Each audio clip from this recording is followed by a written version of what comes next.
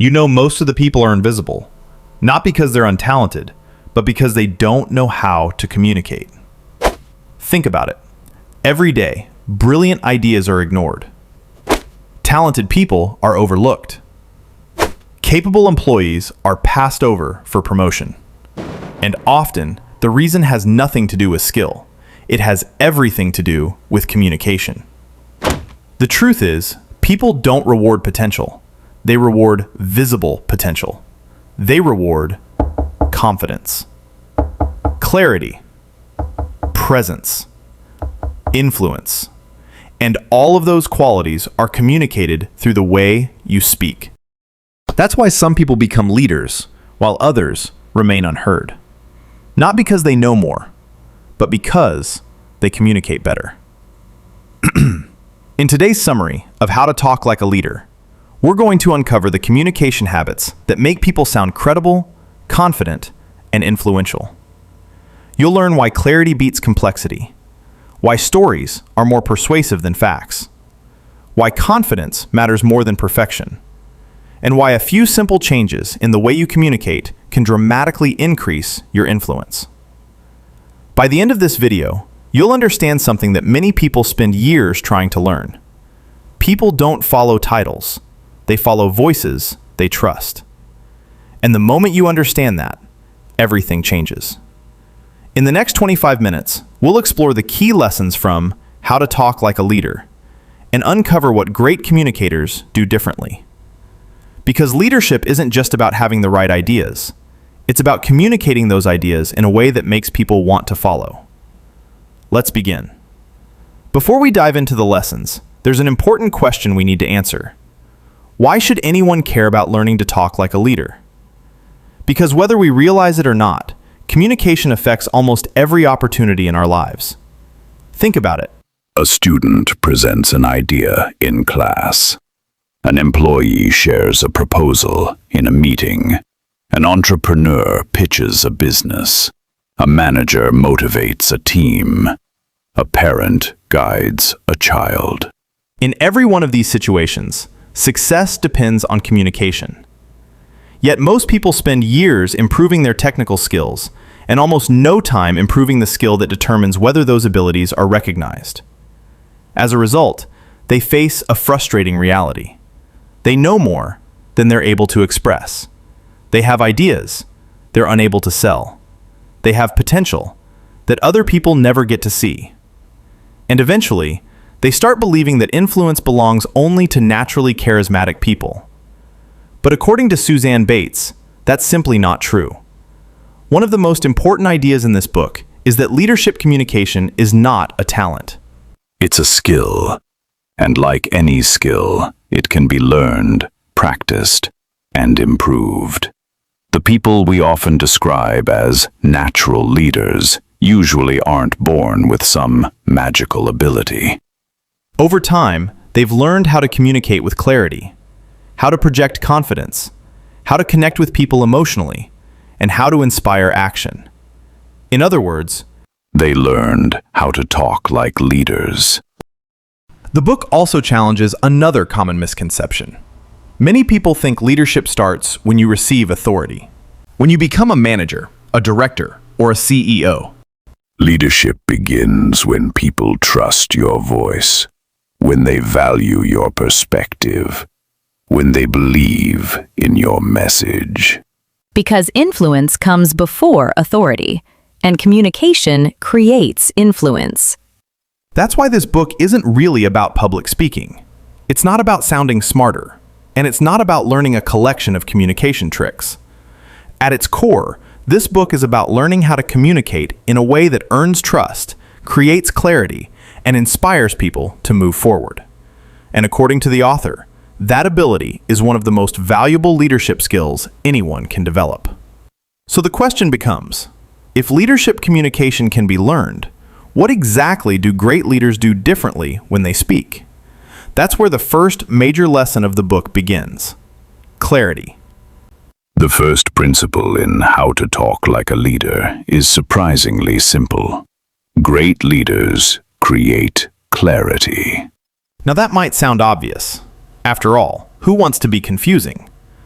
But according to Suzanne Bates, clarity is one of the most overlooked leadership skills. Because most people assume communication is about sharing information. Leaders understand that communication is about creating understanding. And there's a big difference between the two. Think about it. Have you ever listened to someone speak for 10 minutes and then realized you had no idea what they were actually trying to say? Maybe they used impressive vocabulary. Maybe they shared lots of facts and details. Maybe they sounded intelligent. But when they finished, you were left wondering, what was the point? That's a communication problem, and it's more common than we think. Many people believe that sounding smart means sounding complicated, so they use jargon, technical terms, long explanations, complex sentences. But great leaders do the opposite. They simplify. Not because they're less intelligent, but because they're more effective. Albert Einstein is often credited with saying, "If you can't explain it simply, you don't understand it well enough." Whether or not he said those exact words, the principle remains true. Real mastery is the ability to take something complex and make it understandable. And that's exactly what leaders do. Imagine a company is facing a serious business crisis. Sales are falling. Customers are leaving. Investors are worried. Now imagine two CEOs addressing their employees. The first CEO says, "We are currently experiencing operational challenges across multiple verticals that have resulted in a temporary reduction in organizational performance metrics." That sounds impressive, but what does it actually mean? Now listen to the second CEO. "Sales are down. Customers are leaving. Here's why it's happening, and here's our plan to fix it." Which leader would you rather follow? The second one, every single time.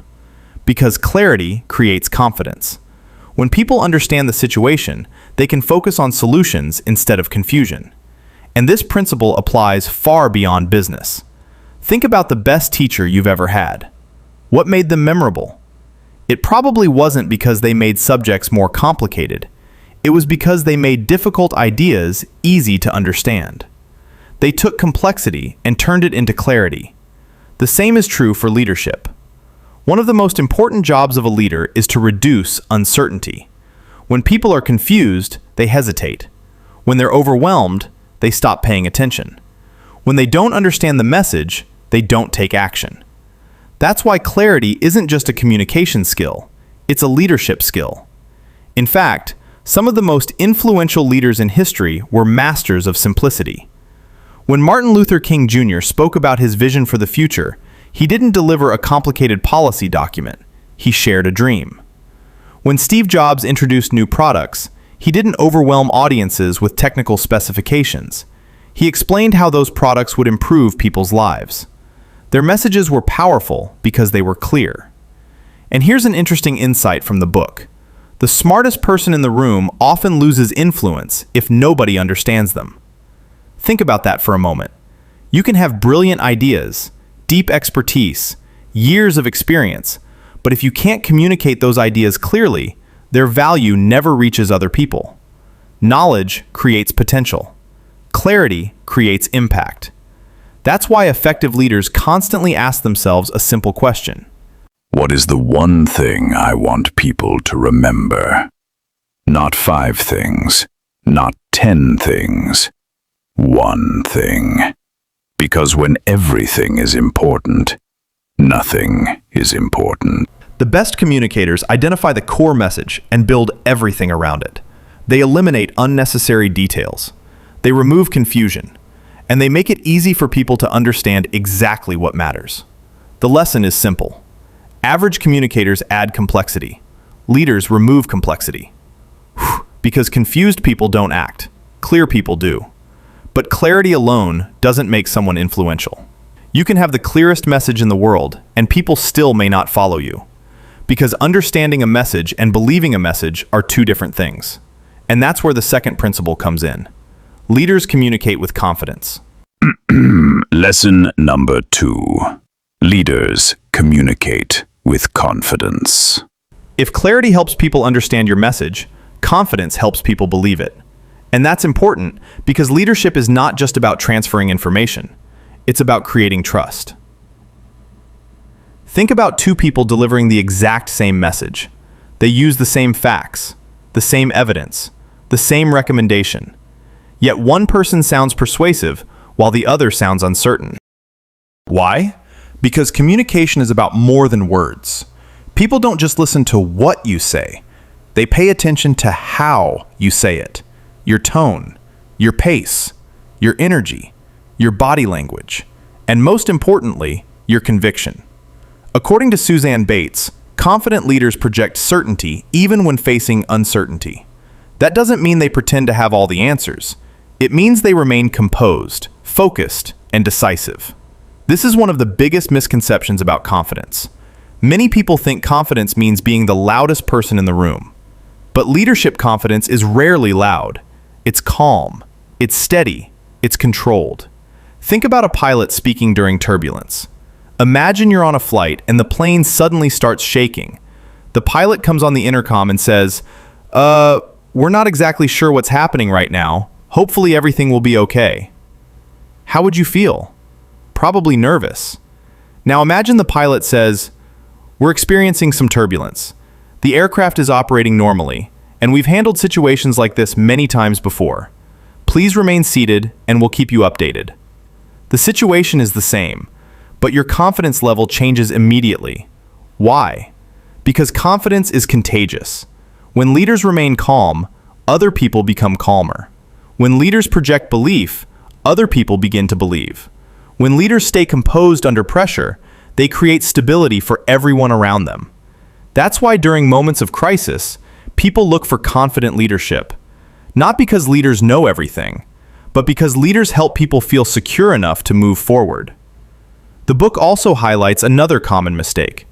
Many people unintentionally weaken their own message through hesitant language. Listen to phrases like, I think maybe, I'm not really sure, but this might be a bad idea. Before the idea is even evaluated, the speaker has already reduced its impact. Great leaders communicate differently. Instead of saying, I think maybe we should try this, they say, based on the information we have, I recommend this approach. Notice the difference. The second statement doesn't sound arrogant. It sounds responsible. It sounds prepared. It sounds confident. And confidence often comes from preparation. When we see great speakers, it's easy to assume they were born with natural charisma. But in reality, most confident communicators have simply spent more time preparing. They know their material. They've practiced their message. They've learned from experience. And because they're prepared, they can communicate with conviction. That's encouraging because it means confidence isn't a personality trait reserved for a lucky few. It's a skill that can be developed. Every time you prepare thoroughly, every time you practice speaking, every time you trust your own voice a little more, your confidence grows. And as it grows, so does your influence. Because people don't follow perfection, they follow conviction. Clarity helps people understand your message. Confidence helps people believe it.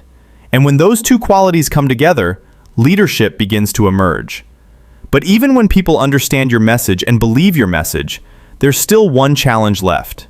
How do you make them care? How do you move from informing people to inspiring them? According to Suzanne Bates, that's where the most powerful communication skill of all comes in: connection. Lesson number 3.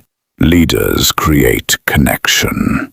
If clarity helps people understand your message and confidence helps people believe your message, connection is what makes people care about your message. And according to Suzanne Bates, this is where many communicators fall short.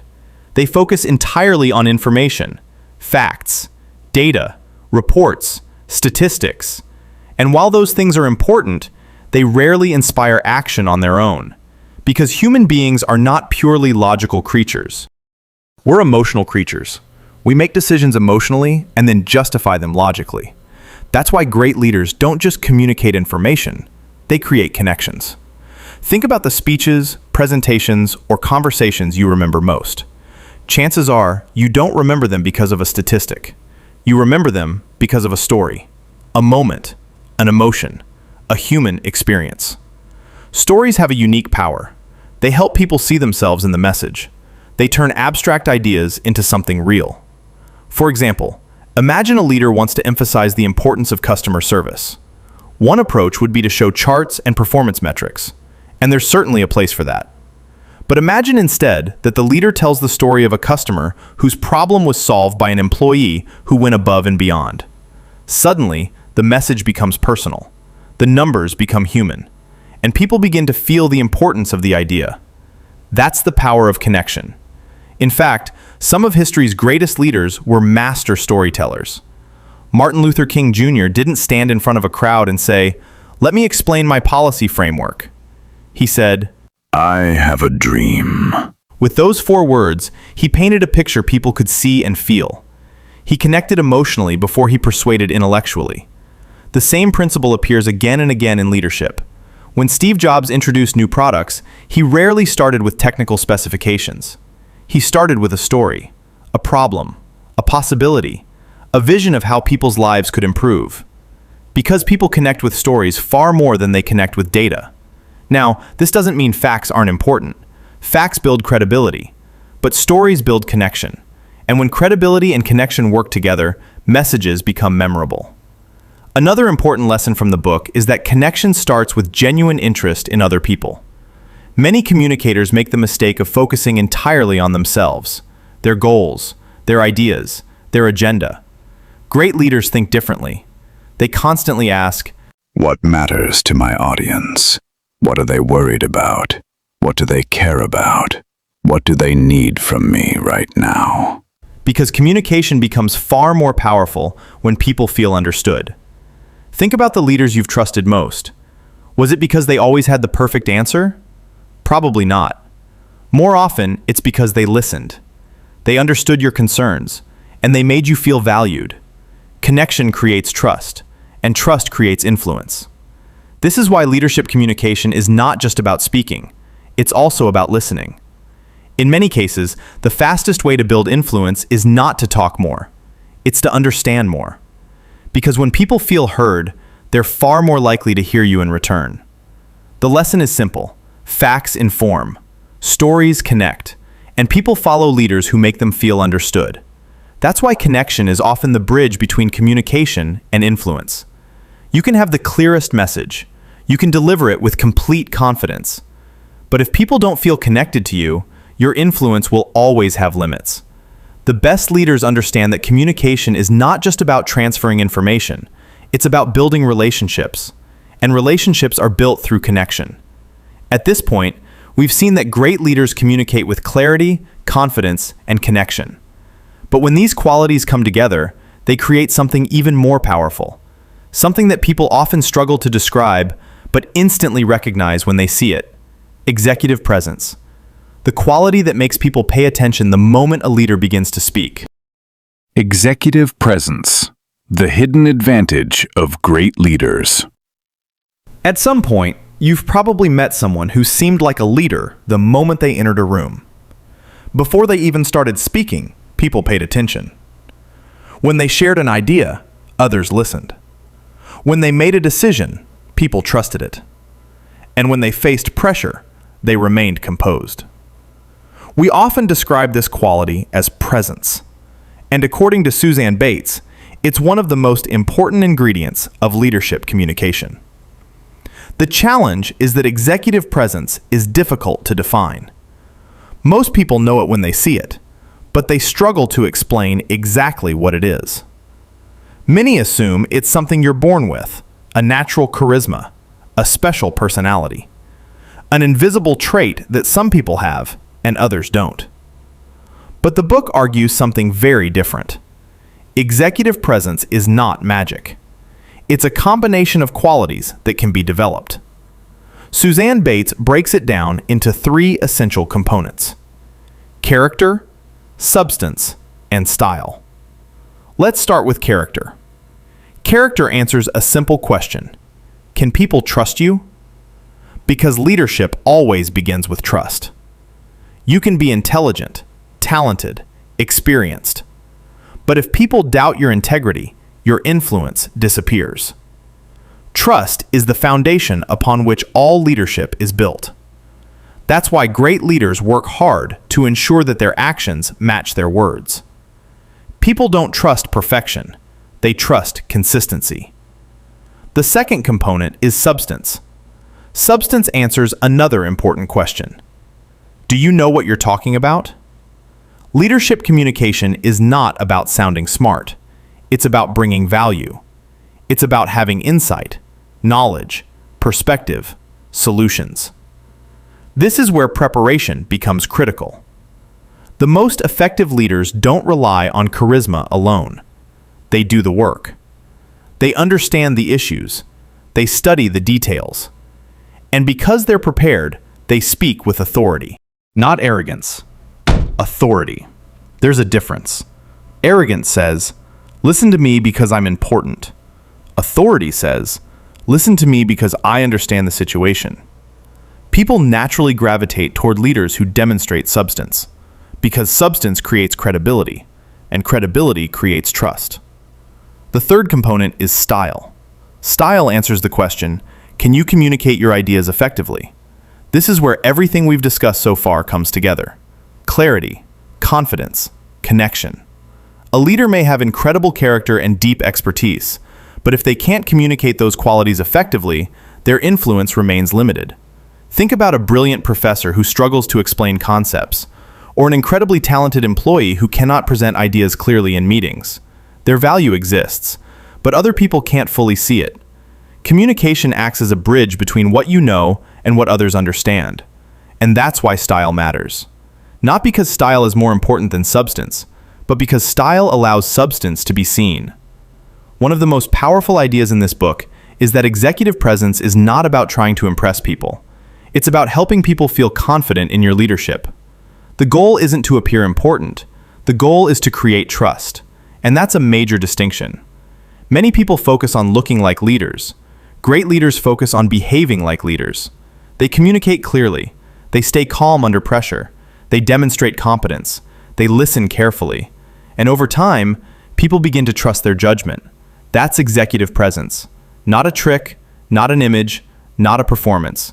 A combination of trust, credibility, and communication that makes people feel confident following your lead. And when character, substance, and style come together, leadership becomes visible. Or perhaps more accurately, leadership becomes impossible to ignore. So if executive presence helps leaders earn trust, what's the most effective way to communicate that trust? According to Suzanne Bates, one tool stands above almost every other.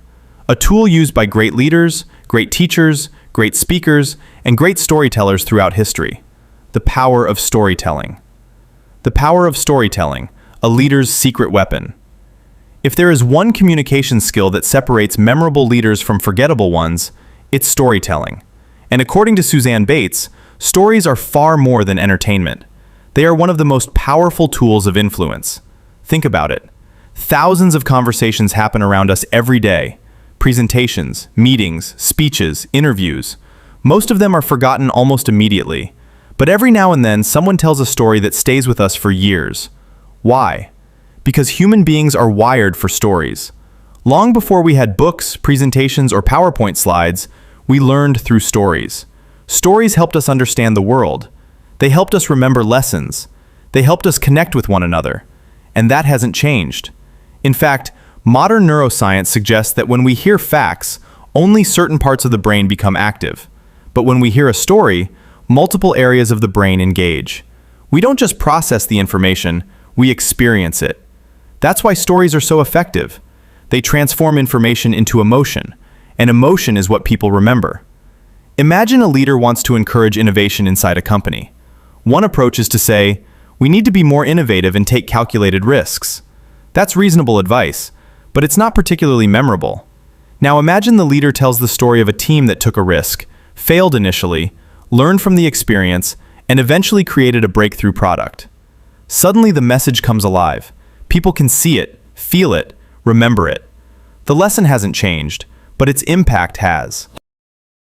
This is one of the reasons great leaders often communicate through stories rather than instructions alone. Stories give meaning to ideas. They turn concepts into experiences, and they make messages easier to understand and remember. Consider some of the most influential communicators in history: Martin Luther King Jr., Winston Churchill, Steve Jobs, Nelson Mandela. They all understood the power of storytelling. They didn't simply present information, they painted pictures, they created emotions, they helped people imagine a different future. And in doing so, they inspired action. The book also highlights an important point. You don't need dramatic stories to be an effective storyteller. Many people hear the word storytelling and think they need extraordinary experiences. But often the most powerful stories are simple. A lesson from childhood, a mistake that taught you something valuable, a challenge your team overcame, a customer whose life was improved, a moment that changed your perspective. These stories work because they're authentic, and authenticity builds trust. Another reason stories are so effective is that they help leaders connect on a human level. Facts can educate people. Stories help people relate to you. When leaders share experiences, struggles, failures, and lessons learned, they become more approachable, more relatable, more trustworthy. People stop seeing them as distant authority figures. They start seeing them as human beings, and that connection strengthens influence. Now, this doesn't mean every conversation needs a story, but it does mean leaders should constantly look for opportunities to illustrate ideas through experiences. Because when people hear a story, they don't just understand the message, they remember it. And that's the ultimate goal of communication. Not simply to inform, but to create understanding that lasts. As the saying goes, facts tell, stories sell. And great leaders know how to use both. They use facts to build credibility, and stories to create connection. When those two work together, communication becomes far more powerful. Because people may forget the statistics you shared, they may forget the details of your presentation, but they'll remember the story. And through that story, they'll remember the message. By now, we've explored the habits that make leaders effective communicators. They create clarity. They project confidence. They build connection. They develop executive presence. And they use stories to make their message unforgettable. But before we wrap up, let's look at some of the communication mistakes that quietly destroy influence, and the practical lessons we can start applying immediately. Common communication mistakes leaders avoid. Throughout this book, Suzanne Bates makes an important point. Great leadership communication isn't only about what successful leaders do, it's also about what they avoid. Because sometimes, influence isn't lost through one major mistake. It's lost through small habits that slowly weaken a message. Let's look at some of the most common communication mistakes and what effective leaders do instead. The first mistake is talking too much. Many people assume that the more they explain, the more persuasive they'll become. But in reality, the opposite is often true. The longer people talk, the more opportunities they create for confusion. Great leaders understand that communication is not a test of endurance. It's a test of clarity. They know how to get to the point. They know how to highlight what matters most. And they understand that sometimes what you leave out is just as important as what you include. The goal is not to say everything. The goal is to say the right things. The second mistake is relying on jargon. Every industry has its own language. Business, technology, finance, healthcare, education. And while specialized terms may be useful among experts, they often create barriers when communicating with broader audiences. One of the signs of true expertise is the ability to explain complicated ideas in simple language. Anyone can make something sound complicated. Great communicators make it understandable. The third mistake is trying too hard to sound impressive. Many people believe influence comes from appearing perfect, so they hide mistakes, avoid vulnerability, and constantly try to project an image of having all the answers. But people don't connect with perfection. They connect with authenticity. Some of the most respected leaders are willing to admit when they're wrong. They're willing to acknowledge uncertainty, and they're willing to share lessons they've learned from failure. Ironically, this honesty often makes them more credible, not less. The fourth mistake is focusing only on information. This is one of the biggest communication traps. People spend hours preparing facts, data, and analysis, but they forget to answer an equally important question. Why should anyone care? Information explains, inspiration motivates, and great leaders know how to provide both. They don't just tell people what is happening, they explain why it matters.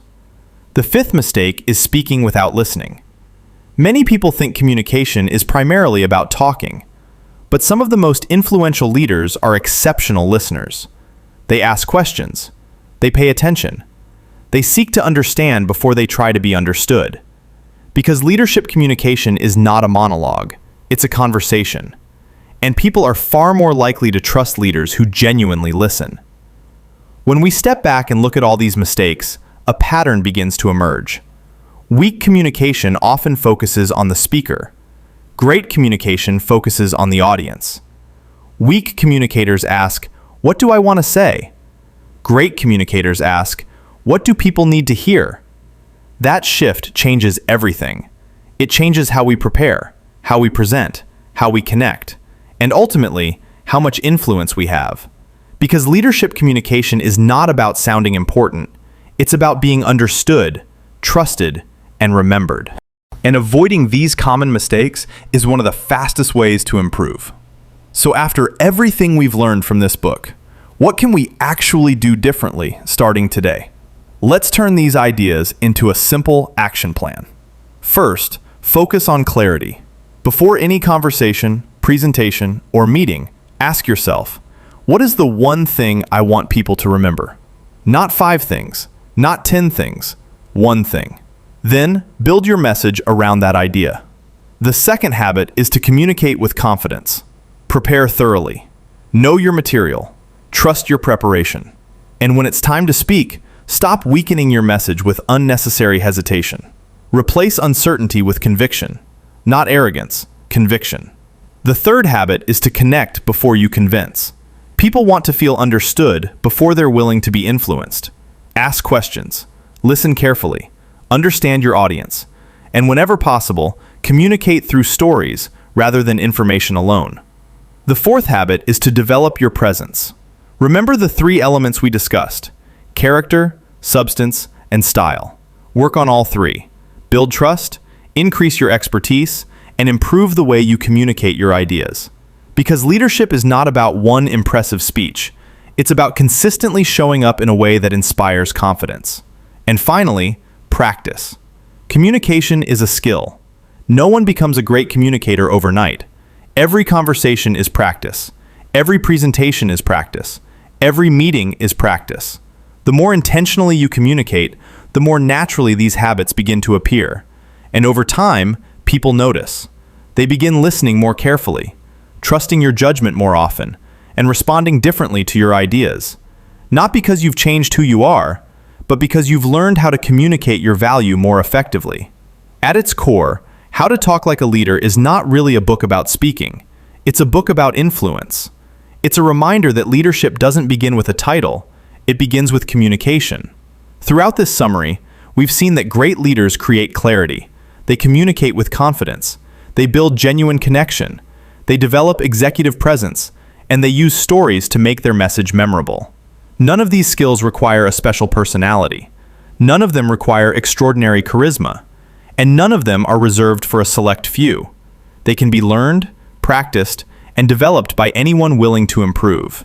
Perhaps the most powerful lesson from the book is this: every time you speak, people form an impression. They decide whether you're clear, whether you're confident, whether you're credible, whether you're someone worth listening to. In other words, every conversation is an opportunity to lead. You don't need a bigger position, you don't need more authority, and you don't need permission. You simply need to communicate in a way that creates trust and inspires action. Because in the end, people may forget your title. They may forget your accomplishments. They may even forget many of the things you said. But they will never forget how your words made them think, how your words made them feel, and how your words inspired them to act. So the next time you walk into a meeting, give a presentation, share an idea, or have an important conversation, remember this: leadership isn't first seen. Leadership is first heard. And the question is not whether you have leadership potential. The question is, can people hear it when you speak? Can people hear it when you speak? Can people hear it when you speak? People hear it when you speak. Can People hear it when you speak.